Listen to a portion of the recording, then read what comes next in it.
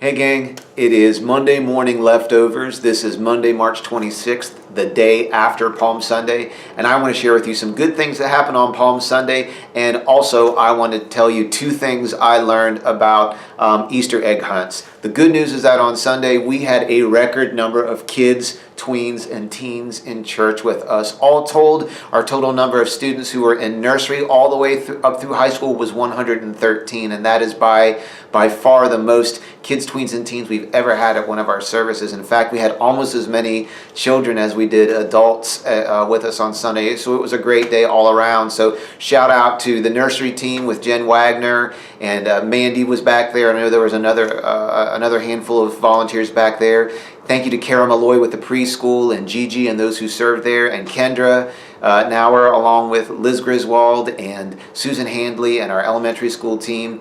And big shout out to Bob and Alicia with the youth group. They told me that more than 10 students responded for salvation at the end of their time together on Sunday morning, and we just couldn't be more thrilled. That's the reason why we do everything that we do. Two things I learned about Easter egg hunts. Number one, we have an amazing Easter egg hunt champion in Chrissy McCauley. She knocked out of the park again. This was her second year leading the charge for us on that event, and she had a great organized team of about a dozen people who spent weeks and weeks getting ready for that event, and tons of hours thinking through the event and organizing the layout and shopping for prizes and stuffing eggs and communicating and getting us ready for the day. And then last minute we had to move it inside into the cafeteria, and they just flowed flawlessly. So thank you, Chrissy, and your team for once again just making that an amazing, memorable event for all of us.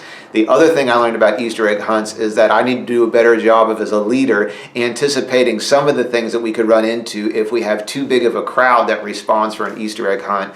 Those of you that were there yesterday might have recognized that we had masses of people from the community who found out about the Easter egg hunt and that it was starting at 11:30 at a specific time. And so we had 3 or 4 dozen people who showed up, not for the service, but bypassed the service and went back to the Easter egg hunt. So they didn't have the benefit of hearing the gospel message, and they also didn't have the benefit of being able to hear the specific instructions that we had for how the Easter egg hunt was to operate. And so, their kids brought baskets and buckets and bags, and what happened was, that first wave of people that went through the Easter egg hunt collected more eggs than we had rationed out for the kids. And so long story short, some of our kids who got in there late didn't have any eggs.